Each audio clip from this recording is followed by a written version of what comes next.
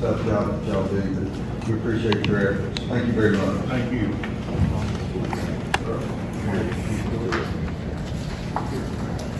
Okay, we're gonna have Cliff Johnson come forward, and I think he has some handout for the committee regarding his ideas regarding re-entry, transitional housing, and some things that he sees he's from the MacArthur Justice Center.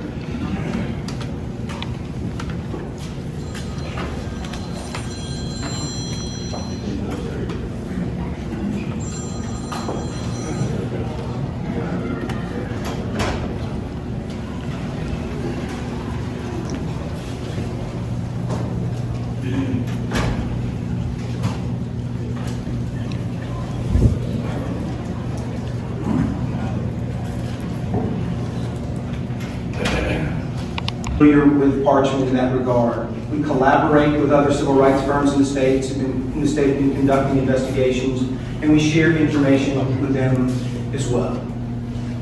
Thank you, Mr. Johnson. And I did prepare some introductory remarks, and I was nervous about how short my time is. You know, it's hard for a lawyer. You just say when. Whenever you're ready to go forward. Thank you. For those of you familiar with Game of Thrones, you are aware of the foreboding warning that winter is coming. In regard to the prison system in Mississippi, winter has arrived. I think the good news in regard to this conversation is I don't think that we have a debate to be had around whether this is a serious problem. And that puts us ahead of some other states who are still struggling to come to grips with the fact that they have a problem. What I know, having heard Governor Reeves coming out of his inspection of Parchment, the Lieutenant Governor, members of this body, national and international media, and local civil rights leaders, is that we're all on the same page in regard to the fact that there is a significant problem that has to be addressed. And I'm here to encourage you, and I brought one whole page of handouts for a reason, to encourage you to focus singularly on reducing the prison population. And I want to talk to you about why that is and why I think we can do that safely and responsibly, and frankly, why it is so urgent that we do it now, in this session, in the light of the challenges that face us as Mississippians. And look, I'm from here. I'm sixth generation Mississippian from Tylertown. My wife's from Kentucky. I care about this place. You know, I want us to be better. And now we know that DOJ is in our state. That investigation has begun. And if you've not paid attention to what's happened in Alabama, you should. These investigations are serious. And as a former assistant United States attorney here in Mississippi during the Clinton administration, I can tell you that they're going to be focused with a laser focus on our ability to keep people safe in these prisons. The people who are incarcerated there and the people who work there. And we know that because we've read the findings report from Alabama. And we know that because the thing that brought them here was the fact that we did lose control of our prisons. We lost them. And that can't happen. People got hurt, people died, and it's a function of not just anything that's happened in the last few years, but policies over a long period of time. So if I'm sitting where you're sitting, thinking about what it is we can do, I want to know what it is that DOJ is going to be looking at. And can we do anything about it prophylactically? Or are we just stuck in the ruts? And we have to wait for them to come and knock us in the head. And what I'm here to tell you is you have opportunities. I'm not going to talk to you about the law, and you're probably relieved. I want to talk to you about mathematics, okay? Here's what DOJ is going to do. They're going to look to see whether you've got enough people to keep people safe in regard to correctional officers, and they're going to look very closely at whether you have too many people in your jails, in your prisons, right? Overcrowding in the Alabama findings letter was the focus, and overcrowding is the cause for the threats, the physical violence that happened there. So they're going to do this math, right? And the numerator is going to be the number of people in your prisons.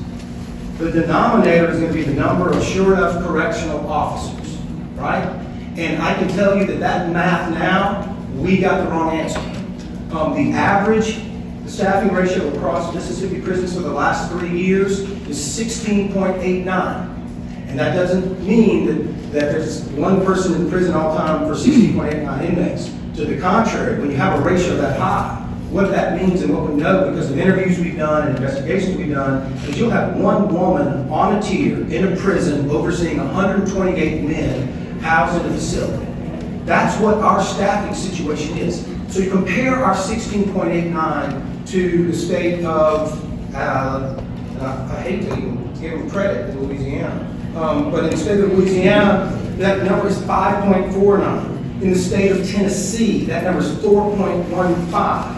In the Bureau of Prisons, the Federal Bureau of Prisons, which is a good place to look, it's 9, and that includes a lot of low minimum security facilities where you don't need many correctional officers, right? So when you look at our numbers, when you talk to our correctional officers, and I think you should, and my friend Ms. Scott is here from state employees, and she's got a voice that needs to be heard. I think it's really important. I found it very valuable to talk to correctional officers about the challenges they're facing. So if you're going to get that number right, if you're going to get the math right, numerator, denominator, and the ratio, right, one way to do it, I'll be honest, is just to hire a whole bunch of correctional officers and you can bring that number down. But let's all be honest with one another. That's not going to happen. We are not going to hire our way out of this problem. We can't do it, nor should we do it. And I'll talk about that in a minute. But here's the thing we can control, and here's the thing we should control. That numerator, that number of people in our prisons, every person that comes out of those prisons, that ratio gets better. Every time we lower that numerator, we can do that simple math, and we know that we can get to a place where we have enough people in our prisons to run the type of programs that we've all been asking ourselves about. The type of job training programs, the type of cognitive behavioral therapy programs that are going to help people when they get out of jail, stay out of jail. You can't have those programs when you've got one person overseeing 128 inmates. People can't go to the bathroom. Those guards get stuck on the tier when we have one person for 128 inmates. Nothing good happens in that context. So the reality is that we have an opportunity to get our numbers straight and to address this problem of overcrowding that makes us so unsafe. Alabama didn't do it. Talk to your friends over what's happening there. So the DOJ comes in, Alabama hunkers down, and let me tell you where they are today. Their solution to the problem, after this scathing findings letter, is we're going to spend $1.1 billion on bricks and mortar, and we're going to hire 2,000 correctional officers at a starting salary of $36,000 a year. They can't hire them at $36,000 a year, and I suspect we're not going to get to $36,000 a year as a starting salary. They're supposed to hire 2,000, they can't even get started, right? So the reality is we can go in a bunker, sit where we are, do like Alabama, do nothing, and wait for the scathing letter to come out and talk about solutions. Other people are going to push on us and face those kinds of numbers, or we can, in the next 60 days, do some things to lower the number of people in our prisons. The good news, I will tell you, is that we have a model. We know how to do this because we did it for decades. Up until the mid-90s, everyone in prisons in Mississippi was eligible for parole. And the reality is, as a result of the Clinton-era initiatives, and I'll take that as a Democrat, as a result of the Clinton-era initiatives, wrong-headed initiatives around mandatory minimums, 3 strikes laws, and tough-on-crime agendas, right? We moved from a time where everyone was eligible for parole, and then we stopped it all at once. And we had a prison population of 12,500, and guess what happened? Skyrocketed, right? And then we got up to 23,000, and you can see the chart, and it goes straight up. And we didn't give people hope. We didn't give them anything to work toward. We didn't give them any sort of significant chance to change their situation. And what we can do now, Chairman Horan and Chairman Dane, is we can look to legislation that's pending in this House now, and I suspect we might see other similar legislation that gets proposed in Senate Bill 2123. That's SB 2123. And I want you to focus on that. And here's why I brought this one sheet to you. I want you to look at this. There are 19,000 people incarcerated in our prisons now. According to a document obtained by my colleague Jay Howard at the Department of Justice Center from the Mississippi Department of Corrections as of November 26, 2019, 14,044 of 19,000 inmates had at least one sentence that was not eligible for parole. 14,000 plus out of 19,000. Senate Bill 2123 takes us to a situation that makes a lot of walking around sense to me, right? And it involves, for example, when you first get to the facility, a case plan. And imagine, Chairman Horan, if you got the first day you got in jail and they said to you, here's the deal, Horan, you got 10 years. Your release date is February of 2030. Now go back in there and behave yourself. And you say, is there anything I can do to shorten it? No, law doesn't allow it. What if I obey all the rules? Can I get out sooner? No. What if I break all the rules? Well, unless you catch another conviction, that doesn't matter either.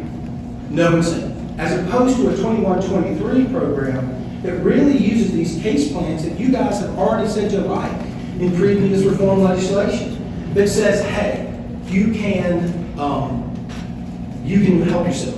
If you abide by the rules, you don't get RVRs, you participate in programs, you do that job training program, you do the GED program, you can reduce that sentence. And I'll tell you what, in July of 2023, you can have a date with the parole board, and they'll look and see what you did.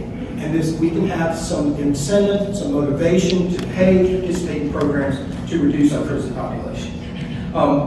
If we don't take that opportunity seriously in this legislative session, this DOJ investigation and other potential litigation are going to go away from us. People are going to continue to get hurt, and we're going to get stuck. We are going to be stuck at 19,000 people in our prisons. We can see what's happened to the prison population, and it is flattened, that trajectory. We got a little decrease after 585, and now we're stuck. The math doesn't work at 19,000. We're not going to be able to hire our way out of this. I never thought I'd say this, but look at Oklahoma as an example. They're one of only 2 states in the world with a higher incarceration rate than we have, Louisiana and Oklahoma. Oklahoma, just last year, released several hundred low-level offenders in a single day. And what they realized is you take somebody who's competent, capable, and serious like Chairman Pickett, who you just met, and you tell them, here's what we want you to do. We've got too many people right now. Take a one-time look at all these low-level offenders, and you give us a list. See how many RVRs they've had? Have they behaved? Do we have people who are only going to be there 2 more years, who've been doing everything right, that we can safely let go now? So we don't pay $50 a night to keep them, and we don't have these screwy ratios in our prison system. And the parole board chairman did that. And they made recommendations. Areas, there's so much we can do to improve that we can really make some progress. Yes, sir. Are there federal mandates on the items that you mentioned, such as the ratios, classifications, and conditions? And if so, what triggers the federal government to come in at any junction and intercede, if you will, at that point? In other words, this didn't happen overnight. So what happened in Alabama and what's happening here is the Civil Rights Division of the Department of Justice is considering whether or not there are constitutional violations in Mississippi prisons. And there's a statutory regime, a constitutional regime that says that everyone, all American citizens, should be kept safe, and even people who are guilty of crimes should be protected in a manner that is consistent with our values as a country and the legal regime that we've established.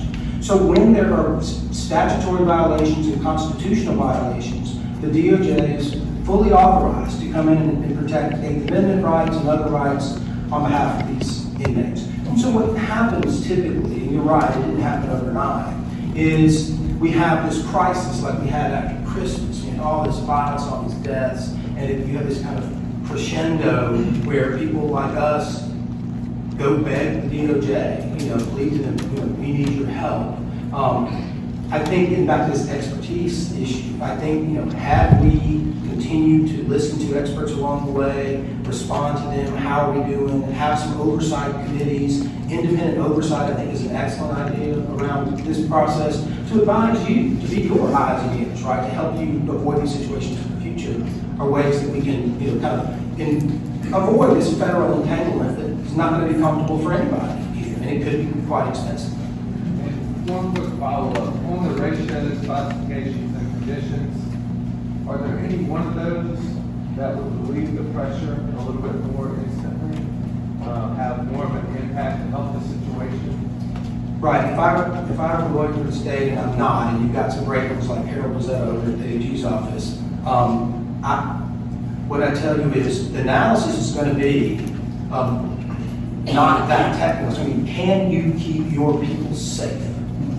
That's the question. And when they start trying to define what that looks like, part of that is going to be, what are the rates of violence? What are the ratios? How many inmates are in these tiers with one or two correctional officers that are ill-prepared to address a problem? So all roads lead to, can you keep these people safe?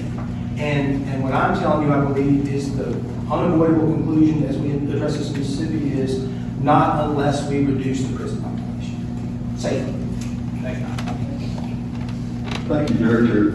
Along the lines of the issue of safety within the facilities, conditions, the governor's talked about this in some press releases. The conditions are some of the driving reasons behind some of the safety issues that all of those factors come into play when the Department of Justice comes in. They say you're not keeping them safe, fix it. Do they go in and make those assessments individually as to be factors? And then we have to financially find a way to take care of it? Is that a fair assessment? What I'm saying is they're not going to come in and say, hey, look, we got a bunch of grants for you, things of that nature. That's right. We're not going to have any funds available other than our funds are from the taxpayers of Mississippi. Is that a fair statement? That's a fair statement. And look, in Alabama, they were there for 3 years. They're in and out of every facility. They are accessing tier by tier, cell by cell. They're bringing their experts in. They're taking photographs. They're doing assessments long term. And what I'm afraid of, what I don't want to see happen, is if we just sit back, right? If we let this legislative session pass, we're in big trouble. That puts us a year and a half behind, acting in a way that's responsible and smart, in consideration of the fact that these people are all up in our business now, and they mean business. And look, this DOJ doesn't take coming into states and doing investigations lightly, right? There's a lot of these requests they get that they don't pursue. This DOJ decided things were so bad that they're about to invest some serious resources here. So we have to take it seriously, because I promise you they do. You've experienced, I believe, some interaction with DOJ in the past regarding policies that they require that states implement. Is that a fair statement? We've had those discussions. Yes. Well, my question is, is the expectation of DOJ for us to solve everything in 4 months, or at least make steps to start solving the problems and implement legislation to show a good faith effort on our part? Is that what DOJ would be looking for at this time? I find the people at DOJ to be thoughtful and reasonable people, and they will be impressed by the fact that this body and the state of Mississippi take serious steps immediately upon hearing from them. The other thing I think you'll find, and I think some people have already found, is they want to be in communication with us about exactly what their expectations are. And that's why I say, let's don't be like Alabama,